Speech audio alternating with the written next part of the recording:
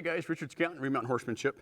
Just going to make this video on romals and rein chains and kind of what size that I use and just kind of a little clarification as far as my understanding goes of the rein lengths.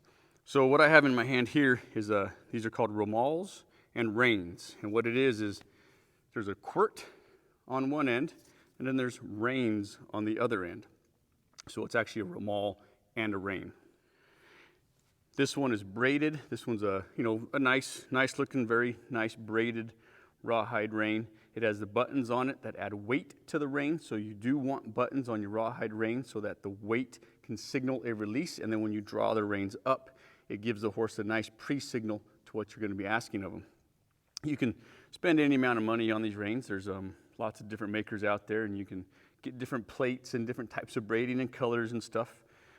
But I kind of stick with just kind of the working type.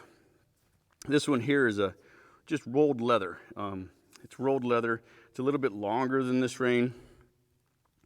I like the rolled leather when I'm riding in the rain or the snow or just someplace I don't really want to take my expensive rawhide reins, romals. I'll bring my leather ones. The way they measure them is from here. They don't measure the romal. They measure the rein. So from here to the end of the connector. These things on the bottom, these loops are called connectors. So the way you measure them is from right here to the end of the rein, down here at the bottom. And what you'll see is a lot of times the standard sizes are like 42 inches and 52 inches.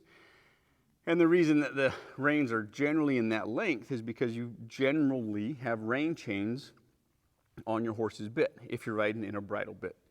The rein chains vary in length also, so they vary from 8, 10, 12 inches.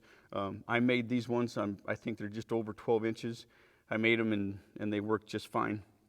But you want to kind of adjust your rein chains and adjust your rein length to the size neck of your horse and your arm length. These reins are a little bit longer, so if I'm not riding in a bridle bit, like say I'm just riding in kind of like a standard Western ported shank bit, then I don't have to have rein chains on that bit. I can just take these connectors and connect it to the bit ring.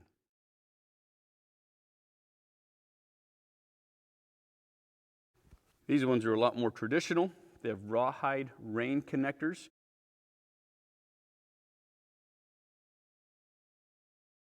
So when I'm riding, just before I ride, I'll just slip the rein connectors through the ring of the rein chain and connect it. And then when I get done, I unconnect it.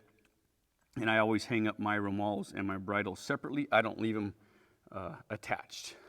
This connector right here, this leather connector with this little concho in there, that's called a palm concho.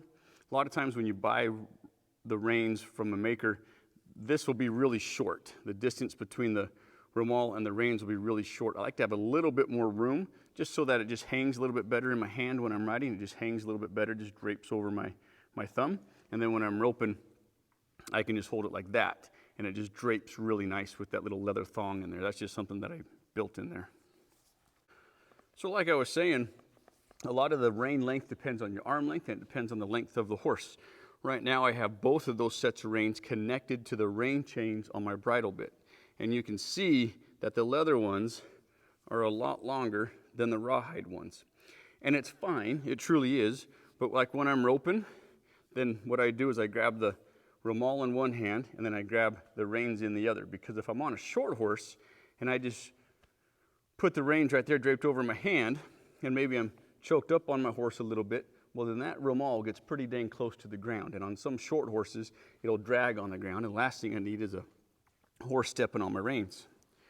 So these other ones here, which are about 40, I think they're just a tad under 42 inches. And you can, if you want to find the right person and spend the money, you can get any length rein braided for you. But for me and this particular horse right here, these reins, I know the flies are pretty bad in here. These reins are really good. They're a good length. The way you hold them is you grip them with your thumb up, and then you just kind of hold the quirt end over here in your right hand. And this is a good length for this horse. I can kind of ask him to get bridled up, and my hand's not way up in my face. If I need to, I can choke down on my reins, and that's fine too. But just a really good length for when I'm working. And then when I'm roping, since I have this leather connector here, all I have to do is just grab right below that leather connector, and then I just place the romal on my left side, and that rein just hangs really nice in my hand. I can still hold the coils of my rope, and I can still manage my horse and the coils of the rope at the same time. So that's just a little bit about the romals and the reins and the lengths. It varies greatly, like I said a few times before, on the length of the horse's neck, how tall the horse is, how long your arms are. A lot of it's so much personal preference, and the length of your rein chains. Most of my bridle bits, I believe, have 10-inch rein chains. Like I said, these ones are about 12-inch, but it still works out for me, and that's just kind of what I like. So that's just something on romals and how you can connect them. And I got the snap links on one, the traditional rawhide connectors on the other, and that's just kind of a little bit about romals and how you ride with them and how you might go about finding the right size for you. So hope you learned something. Stay safe, get out and ride.